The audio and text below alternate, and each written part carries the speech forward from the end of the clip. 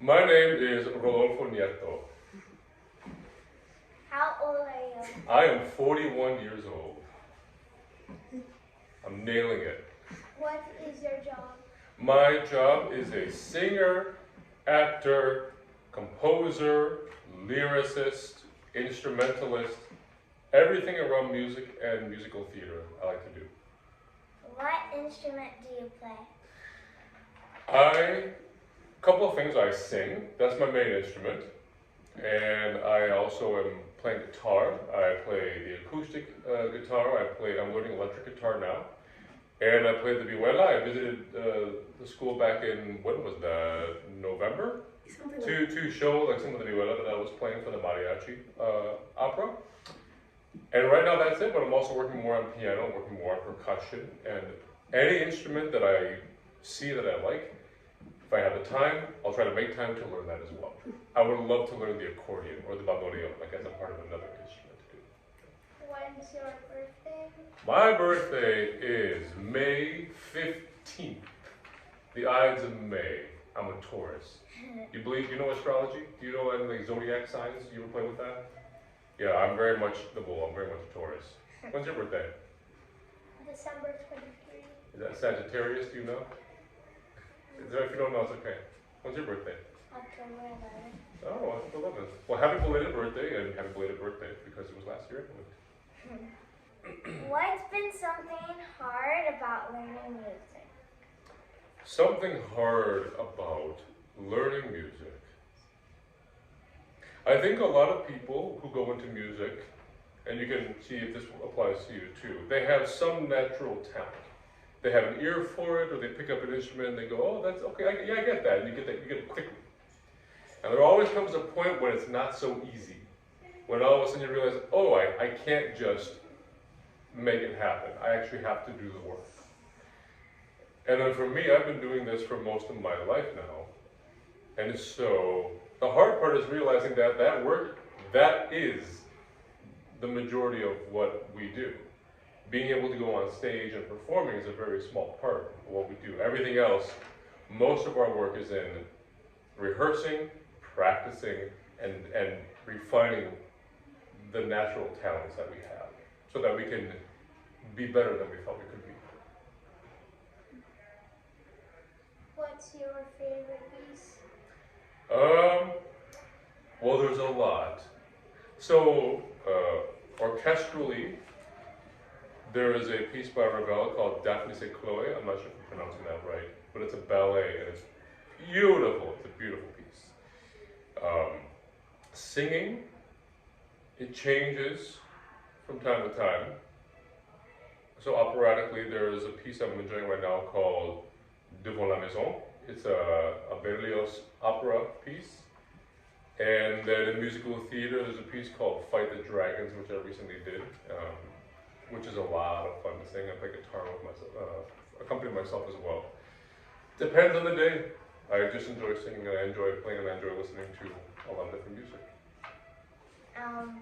Where is the most interesting place you've ever performed? Yeah, interesting places I've performed. I'll give you a few. In Iowa, there is a mansion called Brucemore, and I performed in front of the mansion, like on a stage that they built. When I was in high school, I took a trip to Spain. We went to the Alhambra, which is like an old castle, fortress castle. And there was a place in there where if you stand in the center of the circle, when you speak, everyone around you can hear you. But if they're speaking on the outside, they're very quiet. The acoustics are so perfect. And so in high school, I found there's a circle that marks the spot in brick. And I went there and I sang a very famous piece called Ave Maria in this kind of in an old fortress. And it resonated all around.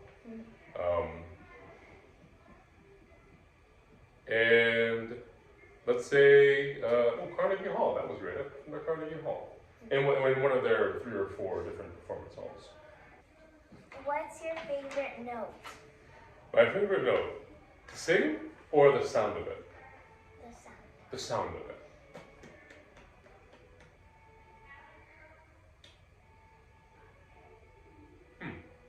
I think it may be, it's somewhere between E and E flat. Because I believe that because of the ways our bodies are all different and how we're built naturally, that there are just some tones that resonate somehow. And so when I hear a pitch like that around that E flat area, there's something that just goes like, and sits in like, oh, that pitch. There's something I just like about that. That's what I like. What's your favorite string? My favorite string? Yeah. Favorite string. Am I assuming like my favorite string on the guitar or the violin or that kind of string? Whatever. String theory. No, I like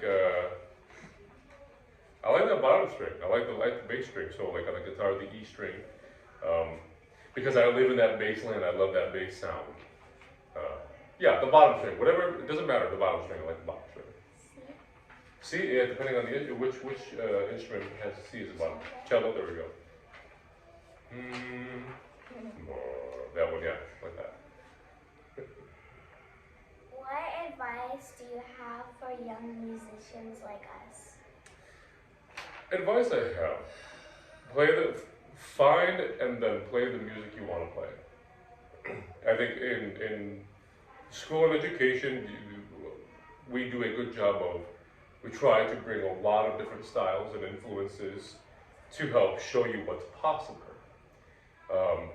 And each person has their own idea about what maybe the best kind of music is for them.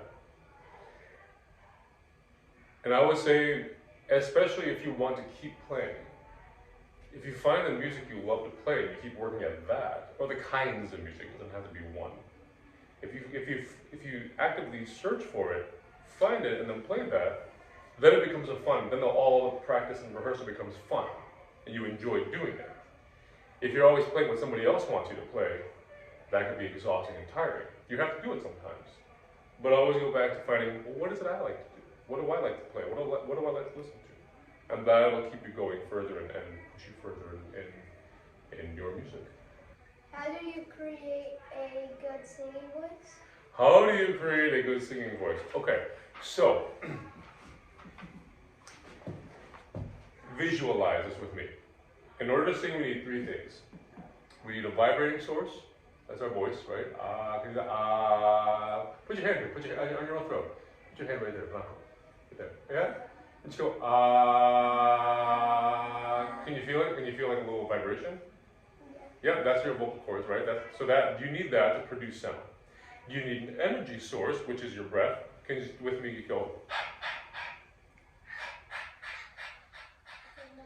No, you don't feel it here, but you feel it here. Breathe. If you feel that, that's air. You need that, right? So you need air, you need an energy source, you need vibration, and you need your ears, because, can you sing this? Doot. Give me that sound. Doot. Doot. Yep, so you can match pitch, or even when you're playing the cello. Franco, what do you play? I play with the piano. You play the piano. So even with the piano or cello, you use your ears too. So you need energy source, vibration, and you need your ears to help find pitches and such. With that, and this whole mechanism that we have here, we can make a bunch of different weird voices and change things around we want to do, right? I'm sure you've done it on your own time. Even that's a great technique too. This is how you keep kids engaged. So yeah, even in that yawn, you make a big space in there. There's a lot we can do to manipulate it. And so to make all of that short, singing, good singing, healthy singing, I'll say that, because there are many different styles of good singing. But healthy singing means learning how to use everything from your ears down to your breath and all the muscles in between to find how to freely release the sound the way you want to release it. How to speak, how to hold a note for a long period of time without anything getting in the way and being able to dictate what you want to do. When you learn that, then you know how to make a good sound. How long have you been singing? I have been singing since I was your age, for fun. I've been singing a long time. But Studying singing, I started studying singing in high school when I was a sophomore in high school. So I was 15 years old, and as you hear, my voice is lower, and when around that age, my voice was dropping, and I got to that kind of a lower voice, and people encouraged me, said, you have a lovely low voice, maybe you come join us in the choir, or madrigals, or the musical. So that's where I started. So I got a singing bug when I was in high school, but I've been singing my whole life. What's your favorite animal? What's my favorite animal? We have 2 cats at home, and I've learned to adore them. I'm a dog person, originally. Yeah, I mean, even I am a dog. Like the way I act, I'm totally a dog. But I do love our cats too. So, but those are the easy answers. How about a fun answer? I've recently learned that there do exist ligers and tigons. Those are real animals. They're crossbred animals. But the tigon, look it up online sometime. It's a huge tiger. It's a huge tiger. It's a very fluffy, very big. So look it up. It's fun. Tigon. What's your favorite song to sing? My favorite song to sing. Oh, that's always hard. Can't play favorites. There's a lot.